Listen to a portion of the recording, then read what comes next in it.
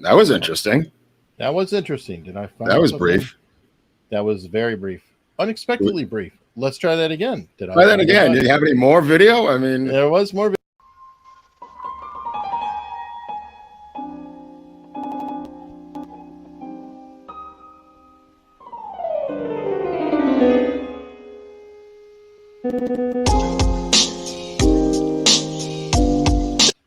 is that the same one?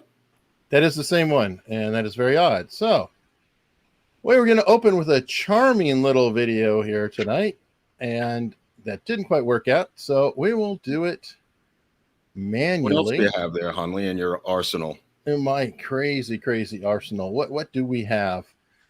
Oh, where is Mark Learning to Swim Part 2? That's with grandmother. How Mark Learned to Swim 2. Let's try this now. Okay. Oh, here's something.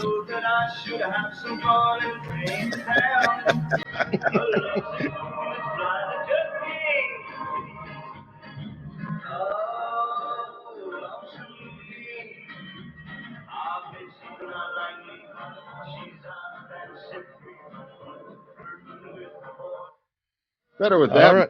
Derek. Yeah, I like that. That music, that's much more entertaining. The bootleg hits that you get on the CD, the DVD, when you turn your family films into them, they put on this syrupy music. I hope it isn't copyright claimed. It's muddy enough. It's muddy. I did a nice, perfect intro. I think that the video didn't fully upload because it stopped in the same spot. Mm-hmm. So very interesting. Lesson to the future: test the stupid thing before the show. What is that? A note to yourself, or are you talking to me?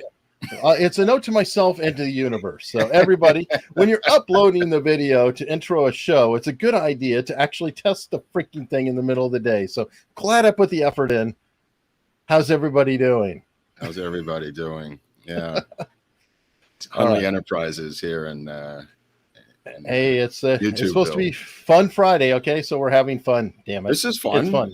This is kind of fun. I'm having a good time.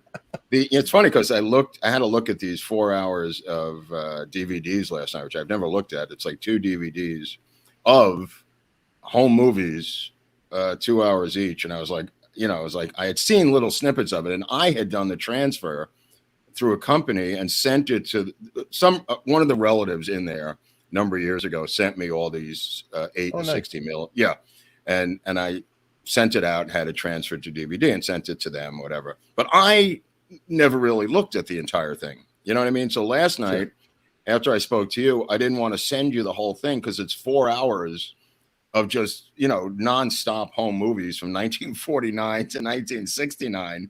And what I did was just shoot 20-second snippets of what I thought was appropriate for the show. And that's why I sent you so many of those little videos. They're all under a minute, I think.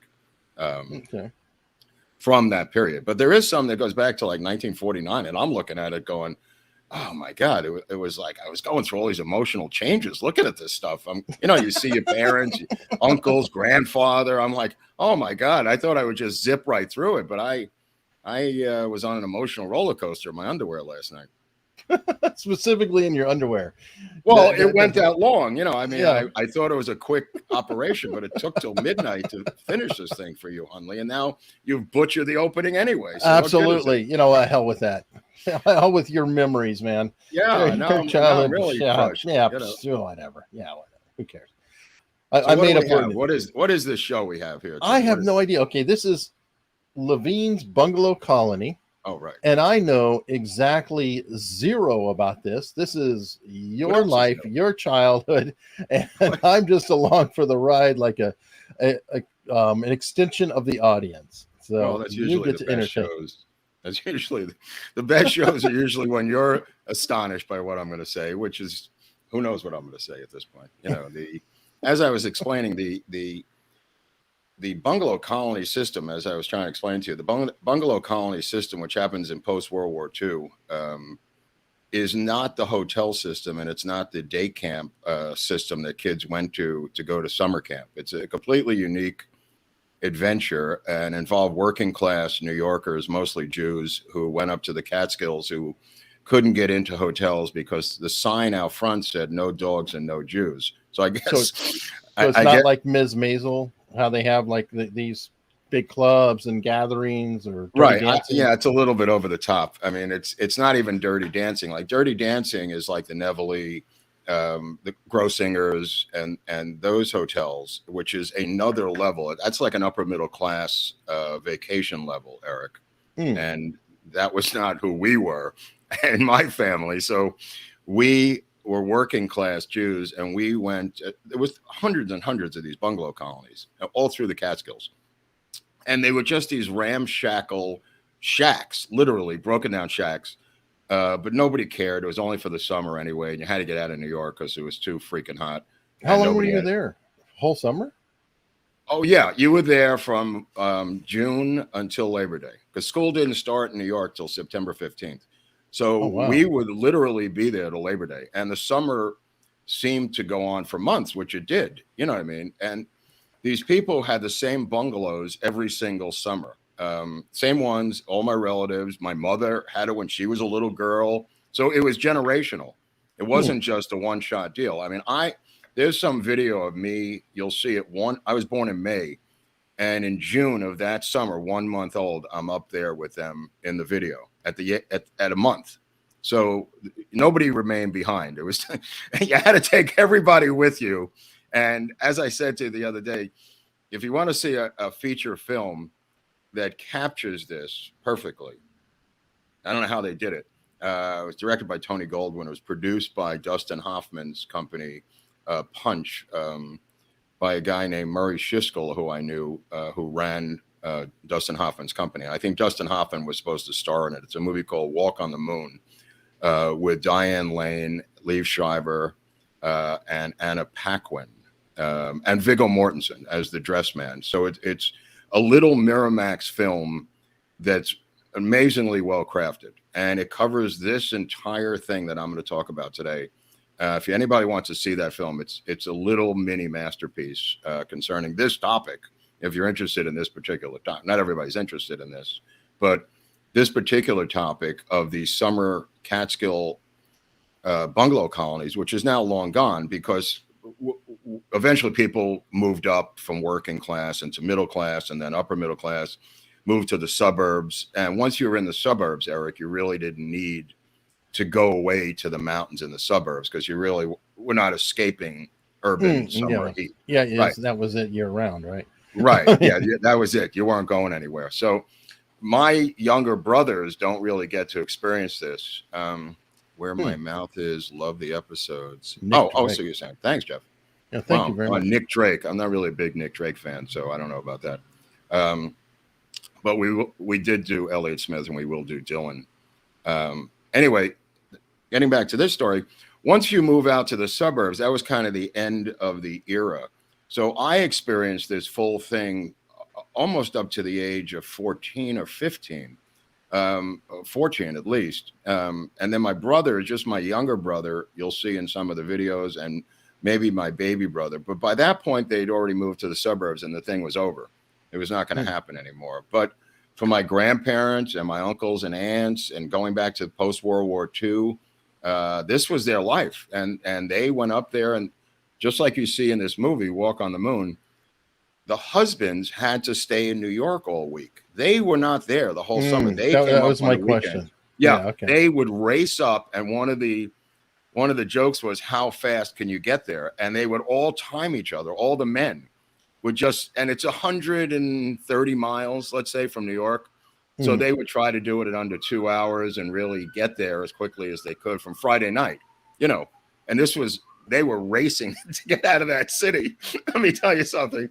And to be with their wives and kids also, as part of the thing. But it's kind of what the movie's about, Walk on the Moon.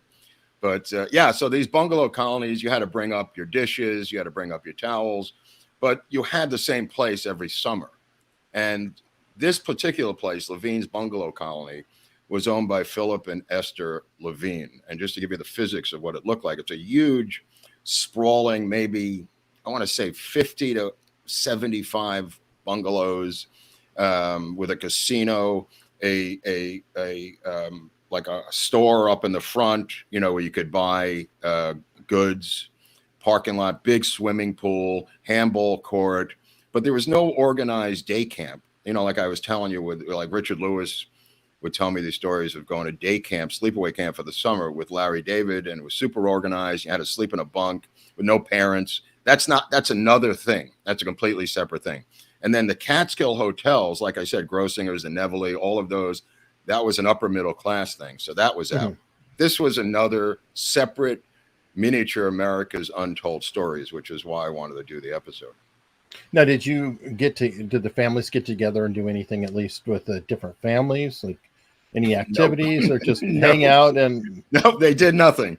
They played, the men, and there's some videos here you'll see, the men played pinochle, the women played gin rummy and mahjong, and they completely separate all day long.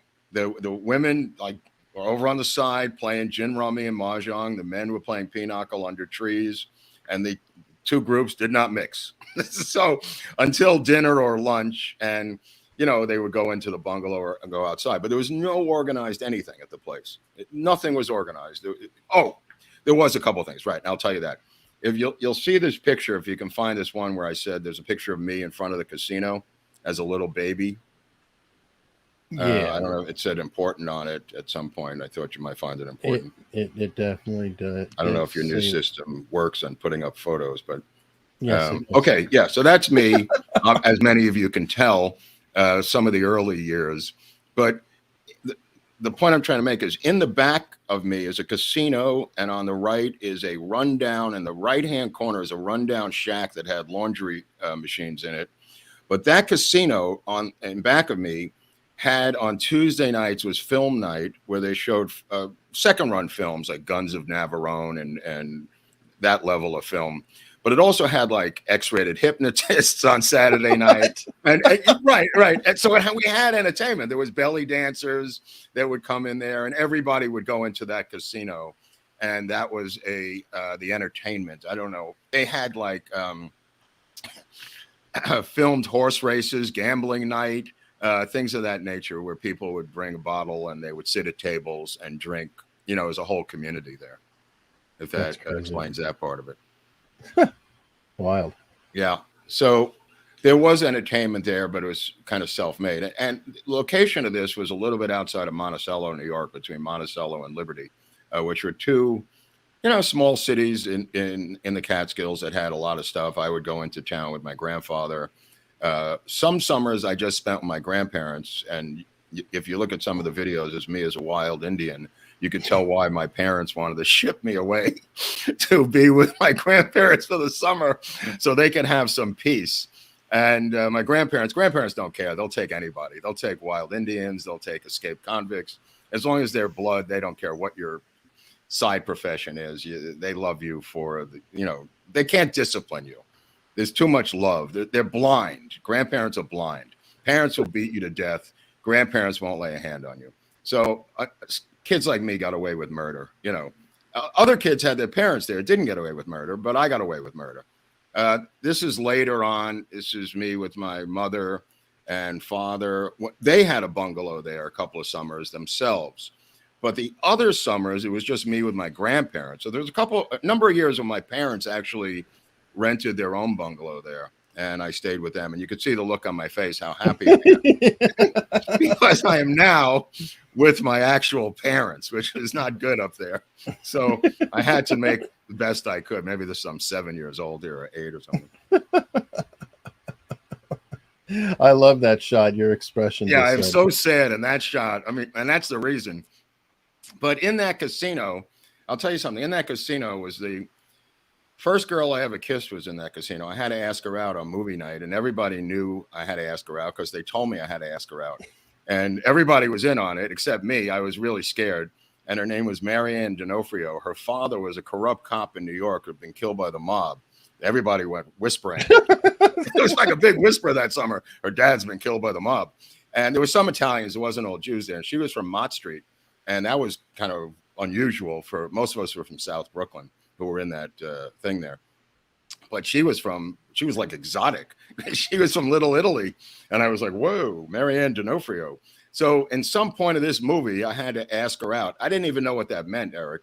but the pressure on me socially was enormous at the age of 11, to ask her out. And then I had to kiss her, which was even worse. I had to give her some sort of a ring.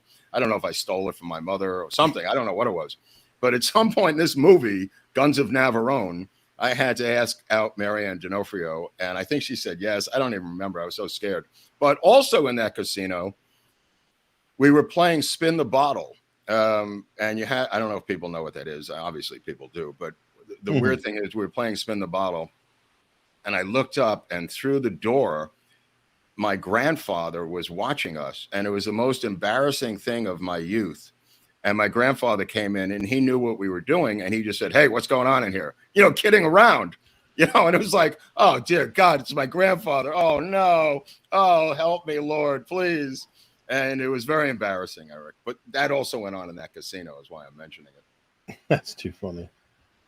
Oh my! So let me see. Is this your grandmother? That's my grandmother teaching me how to swim. You could see the pool there. There's like a sun deck in the back, and people all around it. Yeah, she was born in Brooklyn, but her roots were in Budapest, Hungary. All these people were born and raised in Brooklyn, multiple generations. My grandparents were born in Brooklyn, and their parents were born in Brooklyn. But eventually, everyone goes back to Poland and Eastern Europe, and were thoroughly, obviously Brooklynized because they were born there. But this is her. Nobody ever got their hair wet. Also, I just want to point that out. You couldn't ever, and I couldn't, when you're 7, you really don't know what that's about, but no woman ever went under the water in this entire operation, in this, this bungalow colony. Well, you look happy there. Yeah, no, I was very happy with my grandmother because, like I said, they never discipline you. They let you do whatever the hell you want. That's the look of a kid who can do whatever the hell he wants. But so I used to go into town with my grandfather, and we would get the papers, and we'd get some bagels. And one day we're driving into town, and there's state police with a roadblock. And on the side of the road is a body with a sheet on it. So my grandfather pulls up, and he says, "What is it?" And he goes, "Dead body, guy was executed." And my grandfather goes, "What?" He goes, "Who was it?" And it was Kid Blast Gallo. Joey Gallo's younger brother was executed and dumped on the side of this road into Monticello when we were going into town one morning.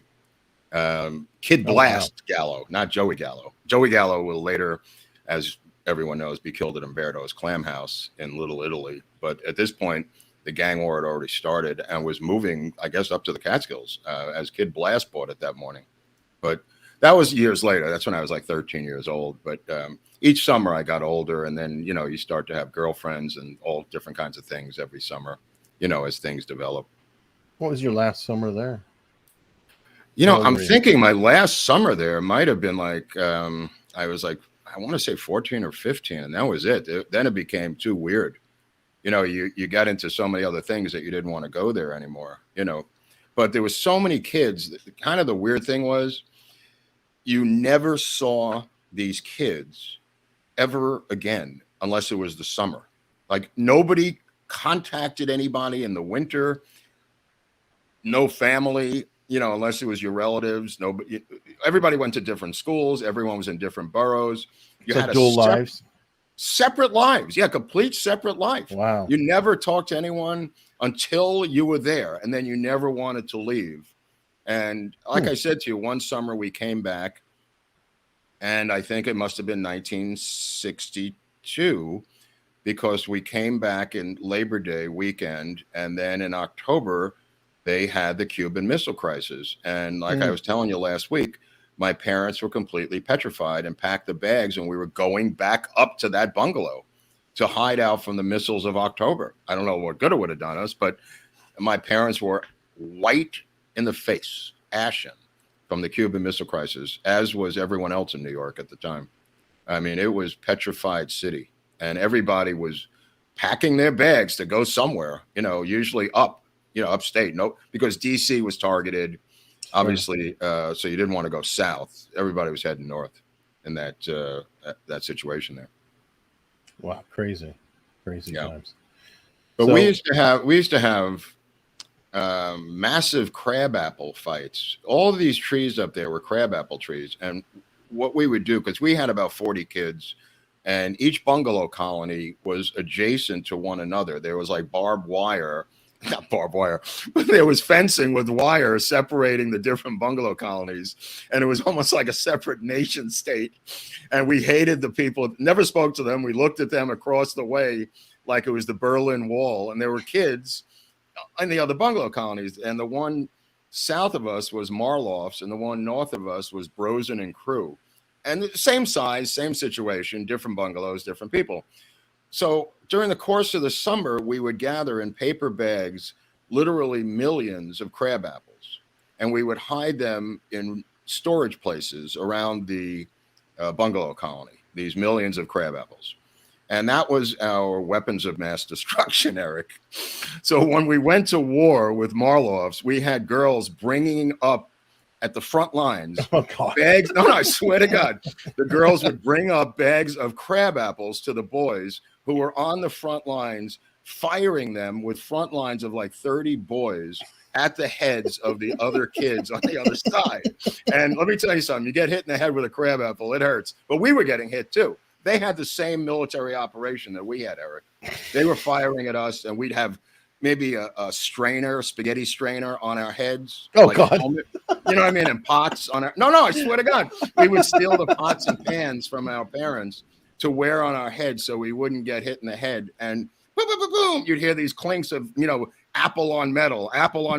Jimmy went down. And the girls were bringing up more apples from... Some of them we stored in the trees, actually. We put in the trees. And I tell you why we hid them. Because the other bungalow colonies would sneak in the middle of the night and steal them weeks before the big battle. Oh, God. If that makes any sense. Oh, my God. So let me guess. While you were doing that, hold on. Let me see if I can figure out what's going on here. You were out having a fully pitched war with crab apples. Right. And meanwhile, back at the ranch, this is what was going on.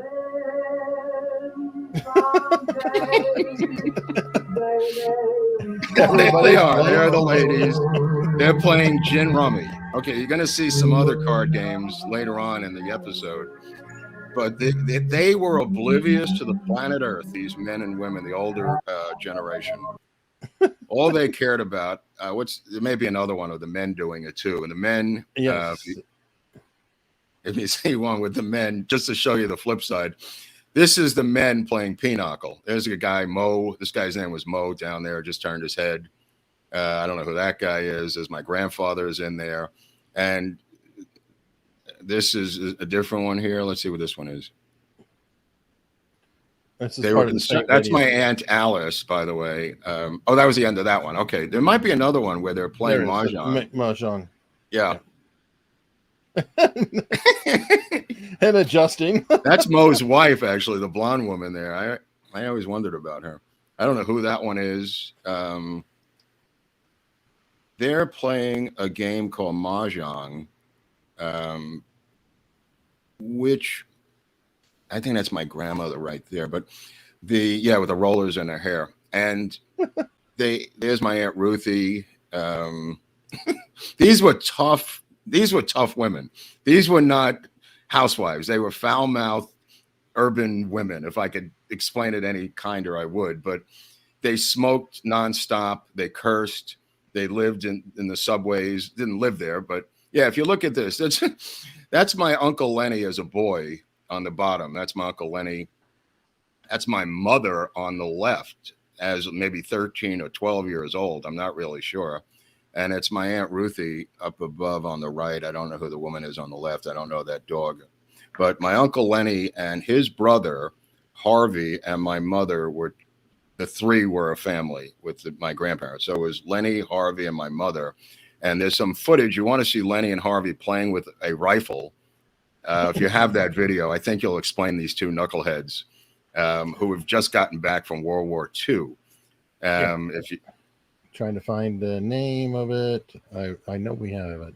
Yeah, there was there's a photo of Uncle Lenny with some fish, but there's also the two of them playing with a rifle that I said these two uncles. I know, I forget, you called it knuckleheads playing with a rifle or something. Yeah, something like that, right? Yep, I hear this. You got it? After you see this, I'll explain who these two guys are. That's why. If you could put it up there. Yeah, just your two average guys in a riverboat. Look at this.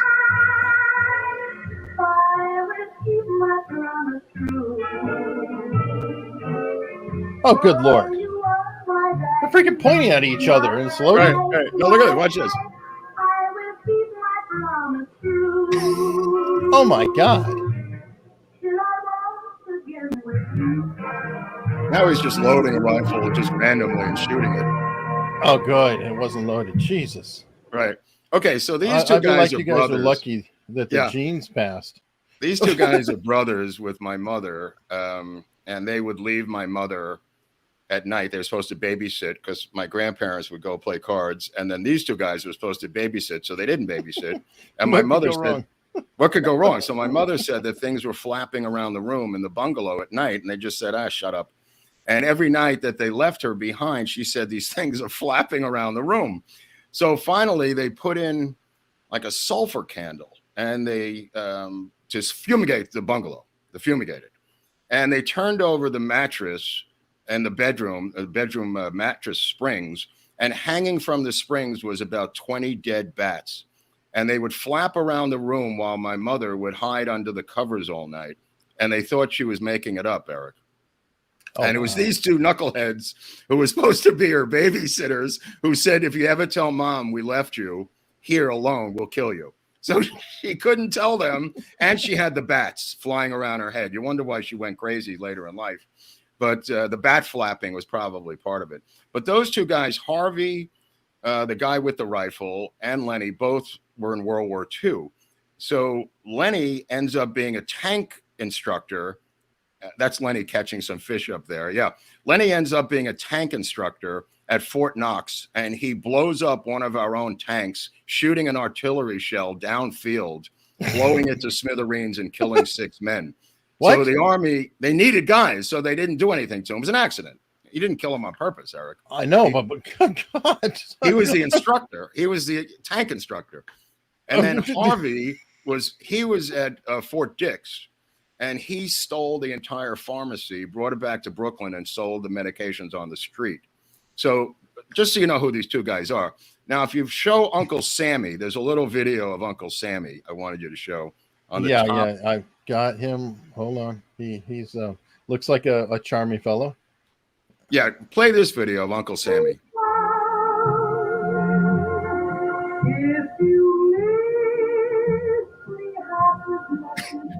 Okay, that's his wife, my Aunt Ruthie. Uncle Sammy had a fur storage business. I'll take that back. He stored furs. And when the women came back they put them in there for the summer, so they needed them in the fall. So when they came back in the fall, the furs were missing because Sammy sold them. So Sammy had to go to Sing Sing for a year because of the missing furs. And you're never supposed to mention that around Sammy, but it's the only thing I ever mentioned to him as a kid, because I just kept going, how is Sing Sing, Uncle Sammy? And everybody would just go berserk as soon as I said it, because it's the one thing you're not supposed to say. You told me that, and when I saw that image, that clip, I was like, oh, did you ask him about Sing Sing right before that? That's probably what he's talking about right there, yeah. Sammy Cohen and Ruthie Cohen, that was my grandmother's sister and her husband. So they're kind of related by blood. That's Ruthie Cohen is my grandmother's sister. And anyway, so the getting back to the other two uncles, Harvey ends up with a giant clothing company in New York in the Garment Center, makes a fortune. Lenny becomes an insurance salesman, marries. But in these home movies that I was watching last night, the reason it was so emotional, not that it was sad, but it was just like you're watching these people get engaged, get married, have children. You know what I mean? In real time on the DVDs, Eric. So you're watching them as single men. Then you're watching them get girlfriends. Then you're watching them get their fiancés. Then you're watching them get married. And then children, one after another after another. And now they're all gone. You know, it's kind of sad. Right. It's the throwback to the coffee shop episode. Yeah, poor Sammy. Thanks, James. That was years later, but it's the same kind of people. It's the same people in the coffee shop that are in this world. So, you know, there was a guy who would show up every couple of days called the Knish Man, and he would get on the PA system. the place had a PA system. And if you had a phone call, there was one phone booth. And the guy who owned the place would come on and say, Blanche, it's your hubby calling from the Bronx. He's got another woman. He wants to talk to you. And they would make shit up over the PA, jokingly. And everybody would just crack up laughing, right. Your husband has an STD. Call him immediately, he said. Bungalow 12. And it was just nonstop. People just cracking up from these announcements.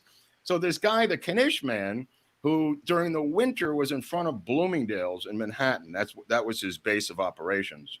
So in the summer, he would drive up to the various bungalow colonies, and he had hot potato and kasha knishes in the back of this steam thing.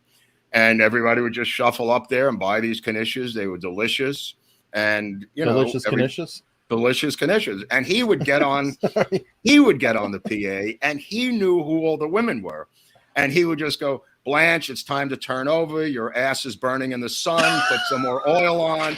And this is the Knish man. The Knish man is here. Hot potato and kasha knishes, ladies. Direct from New York. You know you love them. You know you love me. I've had sex with you. Come on over. And I mean, just really out now funny. You know what I mean? So anyway, you had the Knish man coming on. In the movie Walk on the Moon, which you're going to see a little trailer at the very end, unless we get a copyright infringement. But the trailer, Viggo Mortensen is a dress salesman. So he's the dress man. It's the same kind of thing. We never had, you know what? I think we did have a dress man. I just don't remember because I didn't wear dresses, but I did eat knishes. So I was more familiar with the Knish man, I think. Priorities, right? Priorities, right. Yeah. So the Knish man would sell his knishes, and, you would have these announcements all through the course of the day of these husbands calling their wives from New York on the one payphone, and you had to have 6,000 nickels and quarters to make a call back in those days, as you're well aware. Yeah, unless you had a particular device that had a recording. Yeah, that was later. That was when there was a group. We'll get into that in the Abby Hoffman episode. There was a group called the Phone Freaks who issued that black box that you could play back into the receiver, the sound of coins going into the machine. And that, oddly enough, worked. Don't ask me how that worked, but the Phone Freaks were able to come up with that. And it's in Steal This Book. It's in Abby's original book. Yeah, Steve Jobs and Steve Wozniak manufactured them and sold them. Oh, okay. So they confirmed the story. Oh, they built some them. People thought that was pre-Apple. That was pre-Apple, dude. Right. Some people thought it was urban myth. No. No. So, okay. So, Dick. So we would go into town, and there was a guy I met in town who was my first rock and roll hero. And this is a guy I was enamored with. He must have been 18. I mean, I was like 13. This guy was 18. He lived up there. He wasn't one of us. He was a local. And the guy's name was Shag. And he had a band. Yeah, here he is. Look at this guy. He would wear a black shirt. Dig this. I don't know if you can see it here. He'd wear a black shirt, a white tie, white denim jeans with black Beetle boots. He was the coolest guy in the world to me. I was just like in shock over this guy. And he supposedly had a band called Shag and the Savage Reaction. Now, I never saw the Savage Reaction. I never saw a band. But this guy one day came onto the grounds of the bungalow colony, got up on a roof, and took out a red hollow body Gibson, plugged his amp in with an extension cord into one of the bungalows down below. He was up on the roof, and he had this red hollow body Gibson, and he only knew one song, and that was Hey Joe by Jimi Hendrix. And he played Hey Joe. I mean, this was 1969. So, I mean, I was just enamored with this guy, Shag, right? And your grandparents are there. He probably became a serial killer later. He's probably sizing me up to kill me and eat me. And my grandparents couldn't care less. So there's a downside to having your grandparents, watching you, because Shag, and I'll tell you why. You say, Mark, how could Shag be considered a serial killer? Well, let me tell you what Shag did on the side, because you can't just be a rock star and not really, you don't have much income. Shag was a grave robber. And what Shag would do is he'd look in the papers in Monticello and see who recently died in the obituaries. And he'd find their graves and he'd go dig them up. I'm making this up. and he'd pull the rings and jewelry off their fingers. There he is. Look at him. Look how sick this guy looks, bro. He would pull and he said on occasion the fingers would come off with the rings. Now, when you're 13 and somebody's telling you that, you're spooked. I don't care. Was he really doing it or just lying to you? No, I swear to God he did this. This was not him making this up, because he was showing me the obituaries in the papers. He had them circled. Oh no. This was the first real freak I ever met. And it wasn't in Hollywood. It was up there. So he had the band Shag and the Savage Reaction. And as I said, I never met the Savage Reaction, but that was Shag. So Shag knew these other two guys, who Timmy and Johnny Vandermeer, I think, local guys, parents owned a gas station. And they had a car, and they took me and a couple other kids on the hood of the car through the woods, through not even roads, Eric. We had to go through these trails in the woods, and I don't even know where I was going, because my grandfather and I had gone into town to get the bagels and the newspapers one morning in Monticello. And all of a sudden, Monticello, which didn't have that many people, had 20,000 hippies in Monticello. And I went up to one of them and I said, "What are you doing here?" And the guy said, "Festival, dude, festival." That's all I remember. I didn't know what he was talking about, but the whole town had been taken over by hippies. And they were there for next weekend's Woodstock Music and Arts Fair. And it had moved, unbeknownst to me and unbeknownst to anyone, it had moved from Woodstock to White Lake, Bethel, New York, which was right next to Monticello, and right next to where I was staying. The Levine's Bungalow colony was about 10 miles from the festival. So these two kids, they were brothers, Tommy and Johnny Vandermeer. How old were you again?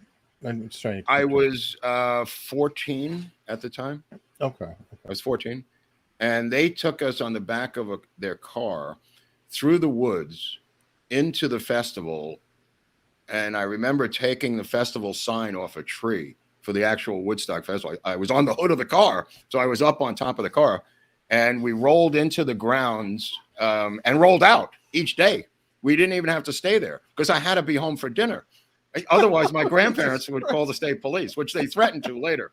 They were going to call the state police. They wondered what happened to me. I didn't stay overnight, but we went back Saturday and Sunday into the Woodstock Music and Arts Fair with these two guys through back roads that they knew growing up as kids because they were from there. And I don't know what happened to Shag. He might have been involved in the story, but it allowed us. And I never saw the stage, Eric. I heard music. I don't know who played. I don't know. I saw exposed breasts. It was the greatest thrill of my life. Oh, there we go. Skinny dipping, and various things in the woods I won't get into. And I couldn't tell you who was playing what at what time because I never saw the stage, so I don't really know. But I think I was there Saturday and Sunday, or Friday and Saturday. I forget, but we went back the next day. So weeks later, there were still hippies around, just because there was so many people that they were drifting aimlessly. So we had a clubhouse in the woods, and the clubhouse was a hunting lodge. I mean, a incredible hunting lodge that was empty because the guys who had the hunting lodge had a lot of bedrooms, all kinds of trap doors, all kinds of things with deers with antlers on it and on the wall mounted. And we used this as a summer clubhouse. And the reason nobody was there is that it wasn't hunting season until October in New York State, Eric. So it was empty. And so we used it. And we put these hippies in the hunting lodge. And we would steal our dinners from our parents to smuggle them to the hippies so they could survive. Your pet hippies? What's that? Your stray pet hippies that you're carrying? Yeah, stray pet hippies. And some of them were like from San Francisco. I mean, they were 3,000 miles from home, Eric. Wow. They didn't have any money, and they didn't seem to care. I don't know. But they were in this hunting lodge where we put them in there. They're probably stoned. Didn't care. They were definitely stoned. Anyway, so we would steal food from our own families. And my grandmother kind of caught me with a pocket full of lasagna one day. and I was smuggling it to the hippies in the woods, and she couldn't figure out what was going on. She knew something was very wrong, because when you're that age, you eat a little bit and then run away. Never feed a hippie. Yeah, they followed us into the woods. They never got to the bungalow colony. We kept them in that hunting lodge in the woods, and I don't know whatever happened to them. Maybe the hunters got them later in Straw Dogs, the movie. I think they're killed by somebody in that movie later on. Or what was the one with Peter Boyle, where him and the other guy go upstate and they kill hippies? Maybe the people in the chat know. It's a Peter Boyle movie. One word. It's his name. It's the name of the guy. It was a famous counterculture movie where he's like a maniac. But anyway, so these guys were up there the whole summer. We didn't go back to New York until Labor Day. Nobody ever wanted to go back to New York. It was like culture shock to go back to New York because it was so green up there. And it's kind of where I learned everything about nature. You know what I mean? We'd collect salamanders. We'd collect frogs. You know what I mean? I mean, it's the first really time when you're outdoors with sorry, that was pretty good. How do you know a hippie has been to your house? He's still there.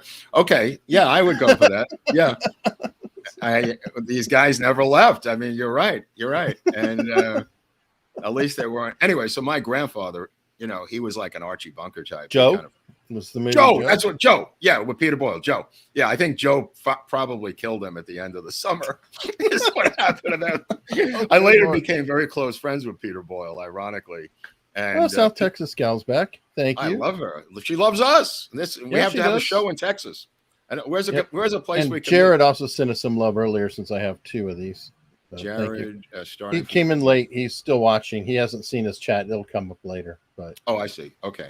But look, thank it's you got a very different much. configuration than the other ones do. Yeah. Super chat. Yeah. I didn't notice that. Oh, it's a whole different system you have here. That's correct. Oh, that's interesting. Anyway, so these hippies in the woods would, go skinny dipping in the lake and do hippie things, which I think had influence on me because later on I signed up and became a hippie. So not that summer, but a couple of years later, I joined the hippie movement and, but learned to be a yippie, which is a much harder hippie than a hippie. A yippie is much more interesting. A hippie is a kind of a peacenik. Yippies are like fighting hippies. Abby was a yippie. So I became a yippie. But yeah, Peter Boyle was actually in the Second City comedy troupe. And he was so rowdy, they kicked him out of Second City. He told me a story once that he was an avowed Marxist, communist, and that was too much for even Chicago. So he got kicked out of Second City for being a communist. He later ends up in Taxi Driver as the Wizard. I don't know if you remember that with Robert De Niro. He becomes... Before the chat goes crazy, your New Orleans key, is it over your right shoulder or left shoulder in real life? Left. Okay. Left. Yeah. You're mirror imaged on the screen. That everybody's going, what? He's reversed because I'm used to seeing it over your other shoulder. It's interesting. I look like it looks normal to me, what I'm looking at. Okay. So hold up your right hand. Okay. Yeah, you're reversed. Yeah. I mean, that's fine. My couch and chair are back there, which is where they are. Okay. You having fun with this, Hunley? I'm having a good time. Dude, you're such a geek. All this stuff. Look, it's like a guy on crack. And you're such a hippie. What do you This week on The Hippie and the Geek, the two of them get busted in a weird plot where the FBI sends in an informer who busts the hippie and the geek on episode 5. Oh, God. Anyway, so later on, this thing kind of died off when it got into the 70s and things happened. But near the summer of 69, which is what I was going to tell you about, what I was talking about the other day or this morning, they brought out a TV. There's no reception up there. Nobody had a TV. There was no television the whole summer, which was kind of delightful. Everybody kind of liked that there was no TV. There was radio, but I don't remember people actually playing the radio for some reason. I think there was just no reception because we're in the mountains, radio or TV. But somebody had a little TV I want to say it was like a 19-inch Sylvania or a 15-inch. It seemed very small. And they brought it outside the bungalow, which was my grandparents' bungalow, actually. We were all the way in the back of the bungalow colony. And they brought it out with extension cords, and they put tinfoil on the antenna. You know, they rigged it up, Eric. You would have liked this back then. You could have been the head nerd back then. You could have like been in charge of antennas. So they hooked up this antenna, and everyone from the bungalow colony stood around this TV set, astonished. And just some of them were weeping, some of them were applauding, and it was the walk on the moon. And I've never, ever forgot that emotional feeling to this day of seeing these people crying, seeing these people patriotically applauding.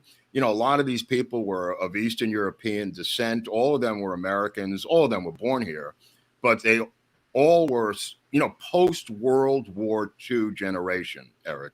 You know what I mean? They had all fought in the war. You know, they'd all, you know, come back and to, you know, one piece, obviously, like my uncles and these two knuckleheads and all the others. And they were watching in silence as they said, one small step for man, one giant leap for mankind on this little, dude, it was so heavy, Eric. I remember, I get the chills right now, even talking about it. That's how heavy it was. Could it also be, just out of curiosity, the first piece of good news in a long time? I mean, you had Kennedy, you had King, you had Kennedy again, and just so much darkness. Vietnam was ramping up, and you know, all the whole world's falling apart, and all of a sudden you have this just one beautiful moment. That is true. I'm wondering if that is could true. be a factor. But the whole year was magical for us because 68 had been so bad. 68 had been so atrociously violent that 69 found the Knicks winning the championship against the Bullets, the Baltimore Bullets, the Mets winning the championship of the world against the Orioles, and also the Jets winning the championship against Johnny Unitas and the Colts with the prediction by Namath that we were going to win the Super Bowl. This was all 1969. Then you had the Woodstock Festival, which I attended at the same month, and then you had the Walk on the Moon. All of these things were uplifting to New Yorkers. I don't know what was perceived around the country. You know what I mean? But this was an incredible, magical year for New York sports, for the Woodstock Festival that was also in New York, and then the Walk on the Moon, which was, you know, obviously in August, the Mets would win in October, you know, 2 months later. Sure. But the news and the physics of walking on the moon was so magical to these people who did not grow up with a space age generation. You know, as a kid, like for me, it was kind of like, of course we're walking on the moon. You know, why not? You know, we're in outer space, you know. But to them, they looked at this thing with their jaws hanging open. And you could barely see it. You know what I mean? You had to like take it for granted. It was a shadowy, you know, bad reception kind of thing. But it was the announcer, you know, Walter Cronkite or whoever it was, Roger Mudd or whoever, you know, deep state operative was announcing the Walk on the Moon. Huntley, in my opinion. It could be Chet Groubert and Chet Huntley together. Yeah. And ABC, I don't even think they had anybody at that point. They were just starting out, ABC. But this was really magical. And it was really in August of that summer, a real cherry in that summer to watch them walk on the moon. Wow. Yeah, that was crazy. Sounds like a fun, magical time. It really was. Time gone by, because going through there, aren't all of those kind of like either falling down or abandoned, the bungalows? Now you're talking about? Yeah. Oh, yeah. They're all gone. Yeah, they're long gone. But I don't know if you've got, I don't know what video I wanted you to show me. There was something I wanted to see out of your collection there. Well, you had the three brothers. I don't know. Oh, that's it. Yeah, we could get into that if there's any more. Let me see if there's anything here. Boxing with your grandpa. Oh, yeah. Let me see that. Let me see that one. Yeah, because you'll see a couple of little things here. This is in New York, though. But I just load videos. I'm the resident nerd. Hold on. Let me see what this looks like. Come on, load.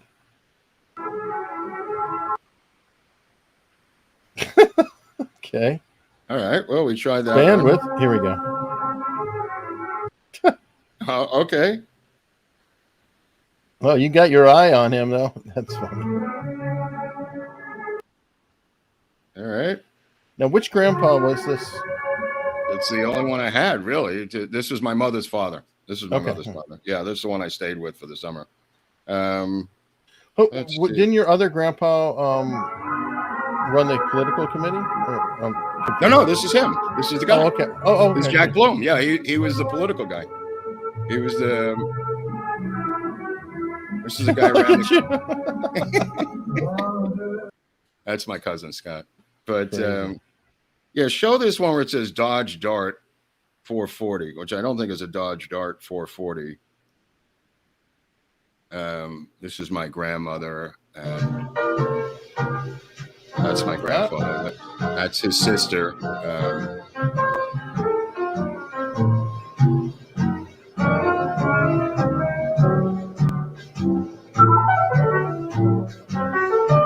He was the campaign manager to the mayor of New York. You see this car? Mm-hmm. I would later own that car. Nice car. This car, a guy came to his door in Brooklyn, a priest, and sold him a raffle for a car. And you know, you fill out these raffles. It was for a church in Brooklyn. Sure. And a year later, or 9 months later or something, the guy knocked on the door and he said, "I've already gave at your church," and he just slammed the door in the priest's face. And the guy knocked on the door again. He goes, no, you don't understand. He goes, "You've won." He goes, "Yeah, sure I did," and closes the door again. So the guy slides the raffle under the door, and it's for a brand new 1966 Dodge Dart 440, and the raffle was in my name. So I legally owned that car, but I was young, so I couldn't. Obviously, I didn't live with him. And that's so couldn't funny. drive it. But years later, went out and bought a color TV Georgina. to watch the moon landing. Okay, yeah, wow. Look at that. Thank you, Georgina. Wow, we kids Seriously. didn't say a thing. We knew it was going to be in black and white. Oh, wow, love this story. Yeah, this was not in color. This was obviously in black and white. Yeah, at some point, no, but at some point, you know, the whole country switched to color, and I think it may have started with Walt Disney's Wonderful World of Color. Yes, I think Sunday it night. was a Sunday show. Yeah, right. I think that's where you began to see color. But some houses. Thank you. Yeah, what's the deal, Hunley? Yeah, I don't know. She's on to you. Yeah, I could have done this in my own house. Oh, thanks. Okay, let's see what photos you have left. I know you got some still photos that'll come up, right? Oh, come on, give me a. Yeah, show me this one. Show me the one with me with that jacket on right there, where it says there's one with me, like the second row all the way to the right. What is that one? See if that works. That one, yeah. Does that work? No, that's me with my mom. The one next to it. That one, yeah. I think you had it. Well, it's just. Yeah, this one.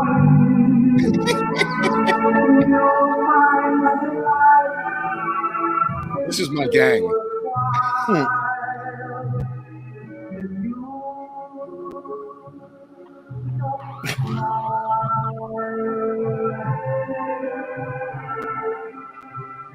Nice pants, Hunley. Yeah, look, he's dressing stylish then, folks. Yeah.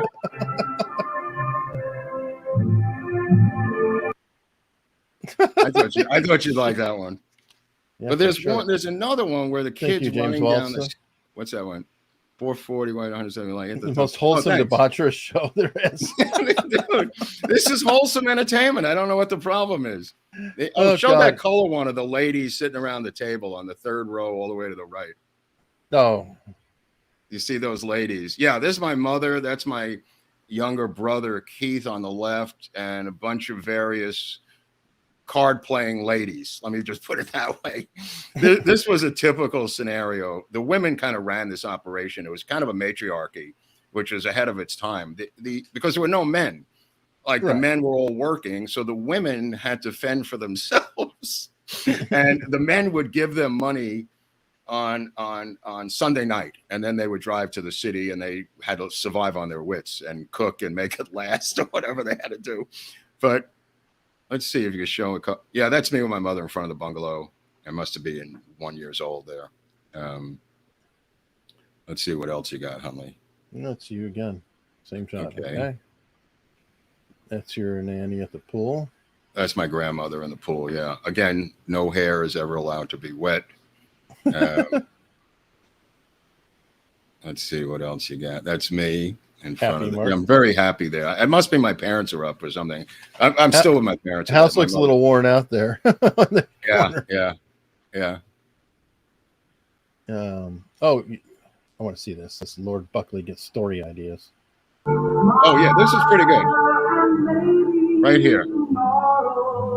Look at this leather bomber jacket. It's like a normal kid, right? Spaz. You talk about me. No, Derek. I'm making believe I'm Spaz. I'm actually making believe that I am Spaz. No, I'd say that's method acting there, buddy. Yeah, I think you're typecast.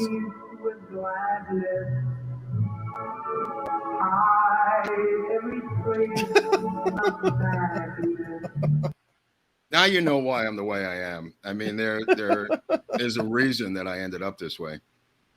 Oh my God! I mean, I'm kind of like a Dennis the Menace kind of kid. Oh yeah, if you could play that one. Now there's a reason I'm telling you that story for these brothers, because every summer when we came down from the Catskills, we would have to cross the GW Bridge, and you had to go through the toll booths at the GW Bridge. And my parents, we had a station wagon, and they would be fighting in the front seat, as parents would do, about nothing, and they were not really paying attention to us. Let me just put it that way. So the three of us were sitting in the back seat, and we did this every summer, Eric. When we got to the toll booth, the three of us put our hands behind our backs, and we would take napkins and put them in our mouths. And I'm going to demonstrate what this looked like to the toll booth operator.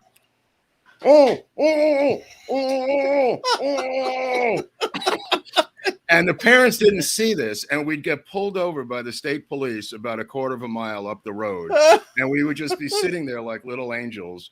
And my mother knew we did it every summer, and she smacked the shit out of us. And we got away with it every year in the same toll booth of the George Washington Bridge, coming back to New York, again demonstrating one more time. And the look on the toll booth operator's face was worth the price of admission to New York State. And she immediately called the police. And they were usually stationed right there. There's usually a state police car right there. You were three reprobates. Boy, did that get my mother pissed off when we did that every summer. And every summer they forgot that we did this, and we got away with it every year. It's an amazing amount of hijinks. I mean, we were bad. I mean, look, at one point later on in life, we were eating dinner, and my mother just looked at us at the dinner table, and she said, if I had it all to do over again, I wouldn't have had any of you. Can you pass the potatoes?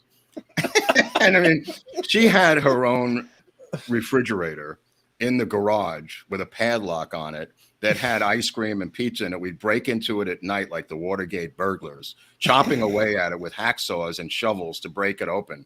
And then she'd go berserk in the morning that we broke in. And she would do it again and again. Because if she put that food in the regular refrigerator, we would, go nuts. So she got her own like meat locker kind of thing. Mm-hmm. And then put the padlock on, and apparently that wasn't good enough for the Watergate burglars, who were able to hack it away and destroy it, But yeah, the napkins in the mouth thing, that was precious. That was precious. Psycho. But yeah, I mean, it kind of ended. The whole point of the story was, it's a I agree. Oh, no, we deserved it. Oh, I got the belt. When we got back, oh my God, my father was driving. No. We got beaten. And rightfully so, but it was worth a beating. Some things, Eric, are worth a beating, and that was worth it, because we did not want to go back to school, B, back to New York, C, have the summer end, and the whole thing was a nightmare for us. The car was filled with crap, and you had to unpack it and everything else.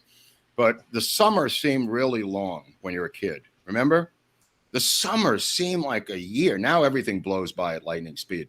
But the summer seems so long, from the end of May or beginning of June to Labor Day, seemed like a year to us. So much hope, so much. Yeah, I mean, we didn't have any Alice hope. Cooper's. As a kid though, Alice Cooper, School's Out. It really touches that vein, and you're just like, yes, I'm out of here.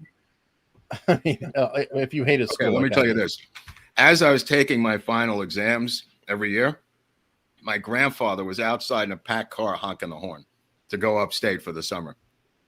I was the last element that was needed, because they would have left weeks before. They didn't care. They were grandparents. They didn't give a crap. They had to wait for me to take my final exams in public school, and they're outside, impatient, honking the horn. And I went, "That's my grandfather. Don't worry about it." And I passed in my paper, went downstairs, and we sped off. And we usually stop at a place called the Red Apple, which everyone stopped off at. It was a restaurant, truck stop on the way. I was like halfway between there and there, and everybody went to the Red Apple.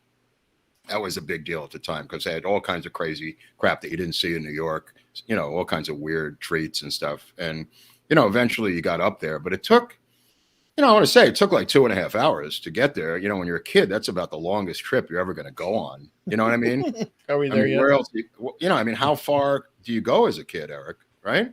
No, I grew up in Arizona, so it's like any next city was 2 hours. But how many next cities did you go to when you were 10? I'd go to Phoenix or New Mexico, depending. But yeah. Okay. But it was different. Everything is different in the West than it is here. Right. Space-wise, yeah. Yeah, it's huge spaces. Yeah. We had to go up there in these old cars and, but it was a state-of-the-art car at the time, so you didn't know any better. Sure. It's so funny because like when you see movies today, they show you the car of that year. And yet what people don't realize is you still have 20 years of cars before it in real life. Like when you're seeing those old cars from the 40s, that's because this is the 60s. There's 20-year-old cars just like today. But when you see a movie, a regular Hollywood movie, they put in the cars from literally that year. Right. So everything's lined up. A good one will show like 10, 15. But that's rare. That's rare. And then the guys, this is another movie oddity.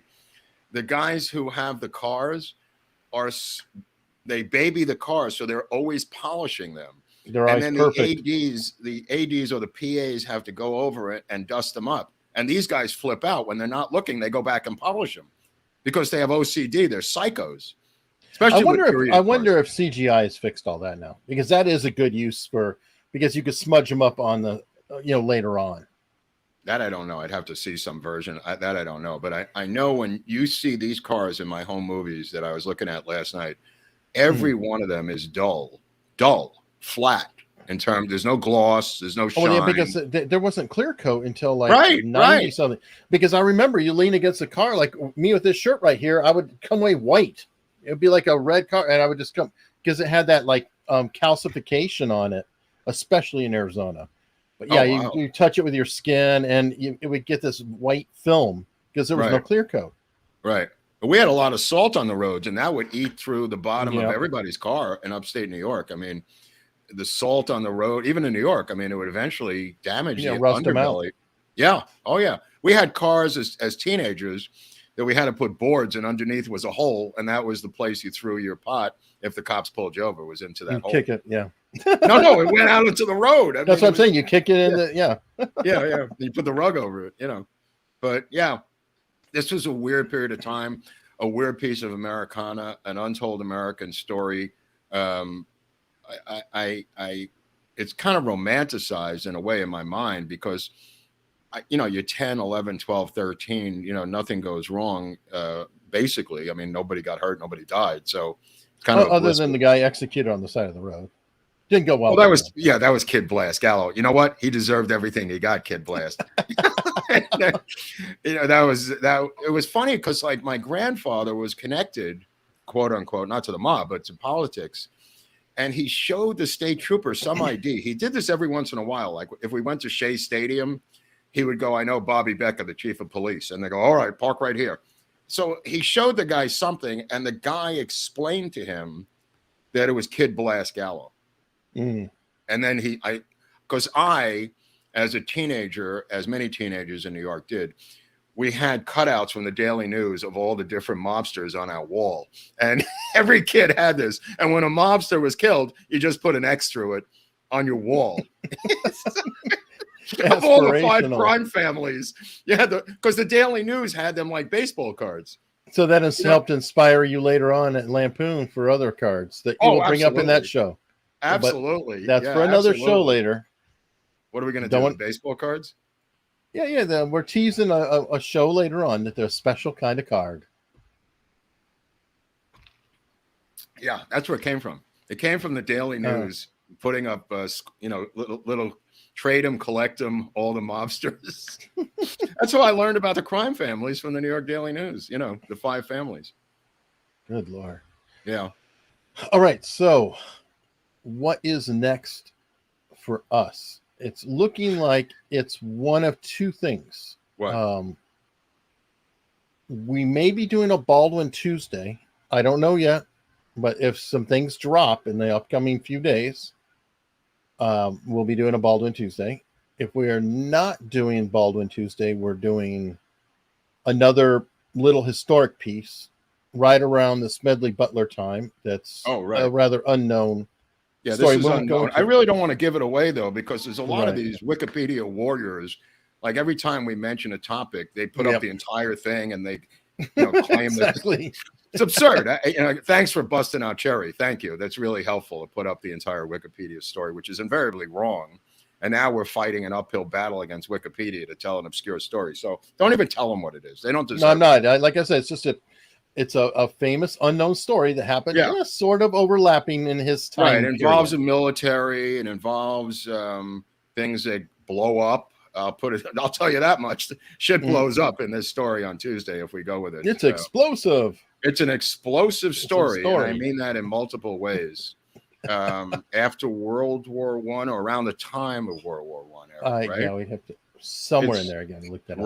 Right. There's German submarines involved. I'll tell you that much. German subs, and no Nazis. Now you're giving away too much. Okay, all right. We'll move on.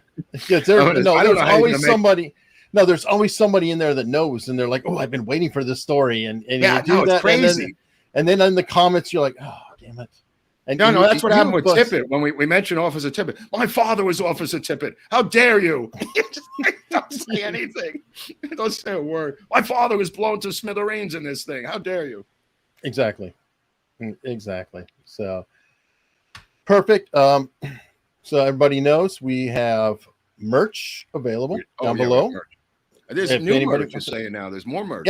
Yep. There's more merch, and even a new one by request. Somebody said, "Hey, I don't like what I see, but if you show me a tri-blend, my wallet will open up," and I made a tri-blend T-shirt appear. What is a tri-blend T-shirt? It's like cotton, silk, and polyester or something, or I guess I don't really know. I just saw I know he said tri-blend, and I knew that something said tri-blend, and I said I can make that appear, and I did. So we had that. I think there's even polos there now. Oh, you want like a polo with a little logo? No. Why don't you wear one? You could wear one, right? I could wear one if I had one. I don't have one. I don't have all of I'll buy you one. I'll get you one for you. Oh, what a good guy. He just wants me in a collar so badly. Yeah, well, it's kind of a miss. How do you like this outfit, by the way? I kind of got a gold and brown woodsy motif with black tie. I don't know if this translates on the camera, but everything's reversed. No, you always look dapper. Are you looking at the back of my head the whole time, or no? Yeah, always. Back of your head is exactly what I look at. See, I look at the reflection over there. So we've got okay, Nadov has a very valid question. What? How can you subscribe? Yeah, that's you know what? I'm done with these subscribers. I don't want anybody to figure. I'm going to try reverse psychology. I'm not allowing any subscribers. You're done. You're dead to me. Nobody. We're going to block it. Can we block it electronically to stop the subscribers, Eric? Can we put a blocker? I don't know. I'll send a memo to Google.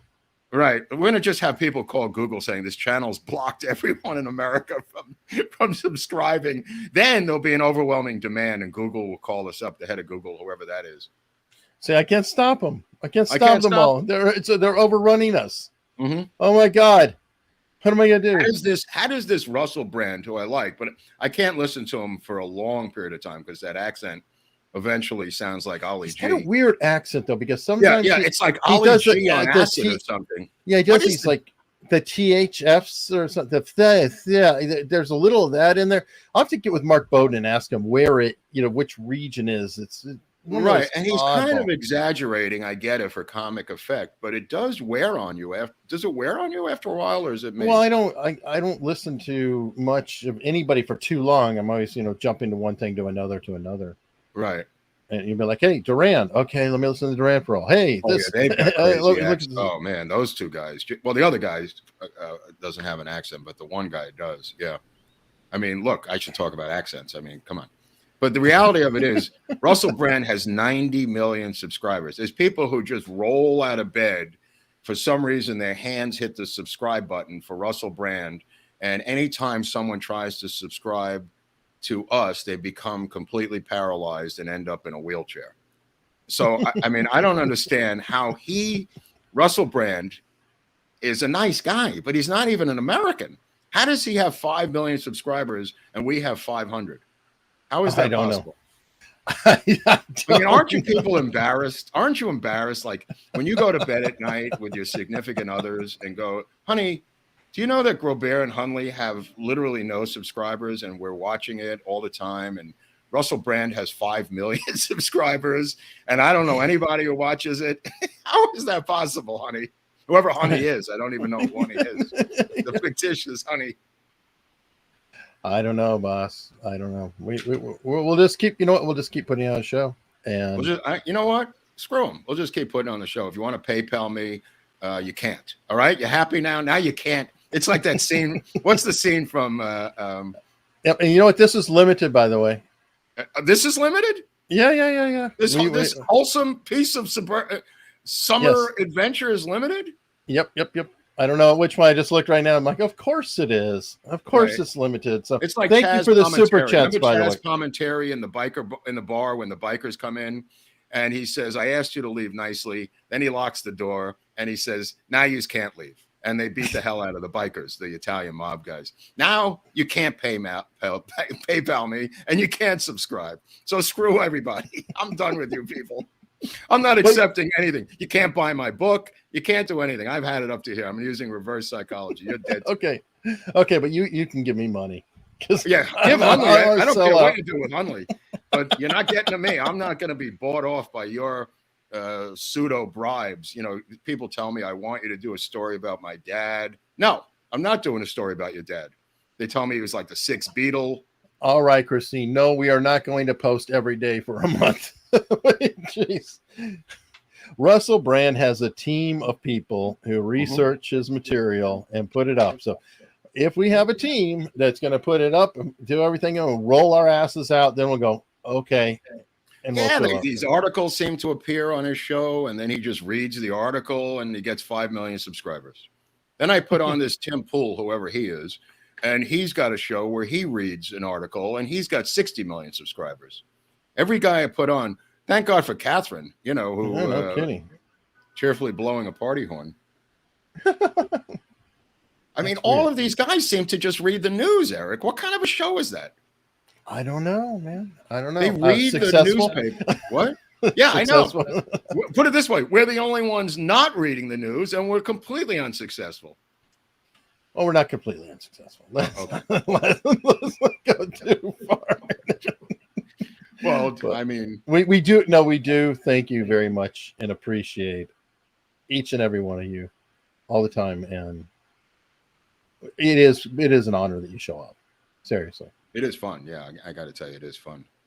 I mean, I don't know whose apartment I'm in right now, but if they find out I'm in here, well, apparently it was turned the other way around. Sneaking into this apartment here in St. Louis, and I will be going to Vegas in 2 weeks, so I'm going to look at that. We may tease that out a little bit, right? The Steve Paddock thing. Oh, yeah. We're going to be doing that. Well, speaking of teasing out, in May, specifically, because we're both going to be doing it, again, May 14th through 16th time frame, somewhere in there, Charleston, West Virginia. The stupid state has to have 2 freaking cities, one that they're naming the same as South Carolina. Can't we all get unique here, folks? And then there's the other one that's got a W. We will be in the Charleston, the state capital of West Virginia. That's the state capital? Yes. In what's mid-May. Charlestown? Charlestown is in another state? And no, it is also in West Virginia. Right. There's 2 of them. It's closer to the D.C. area, apparently. Oh, right. But we will be in the capital. But then we're going to go to Point Pleasant to find the Mothman. Correct. But I'll be staying in Charleston. Point Pleasant's like an hour. You're a coward. You're probably afraid of the Mothman. I'm going to go to Point Pleasant. Okay, there's an old joke.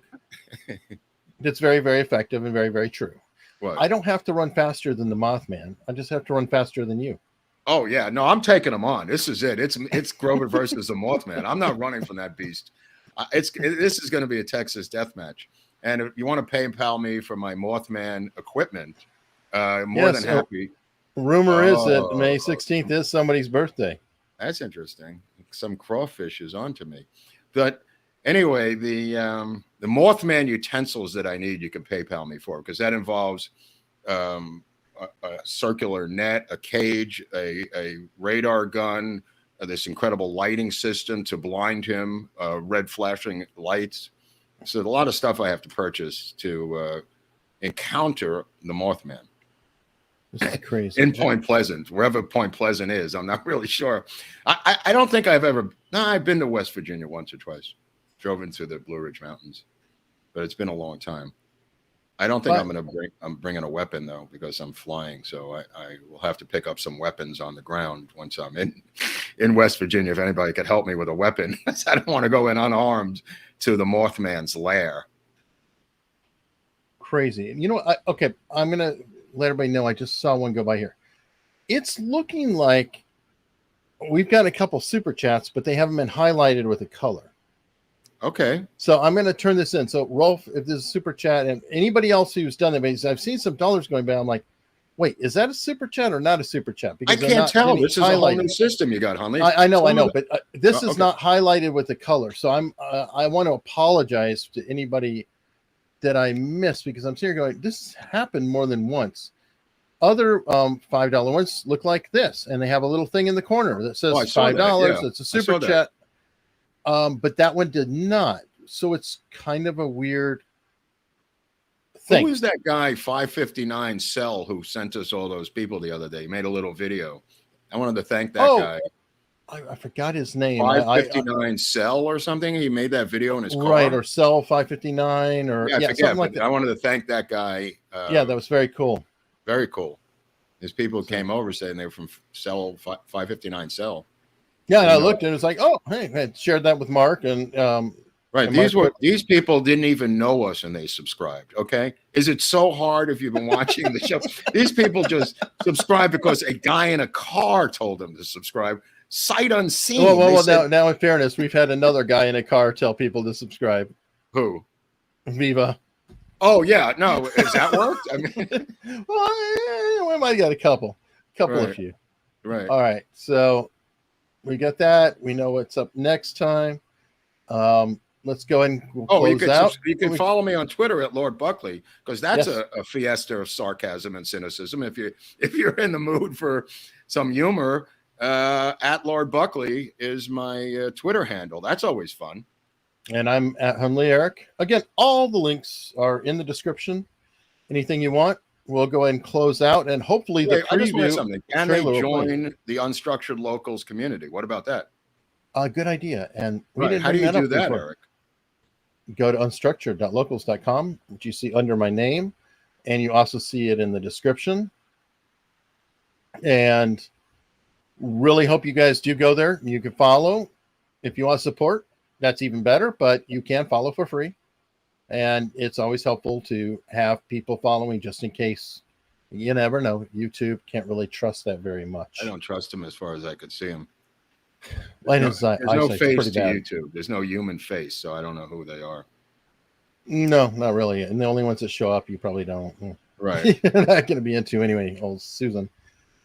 But we're going to go and close out. We've got the trailer to watch. Hopefully. Oh, yeah, the trailer. I forgot loaded up correctly. And this better work, Hunley, because I've just about had it with your techniques.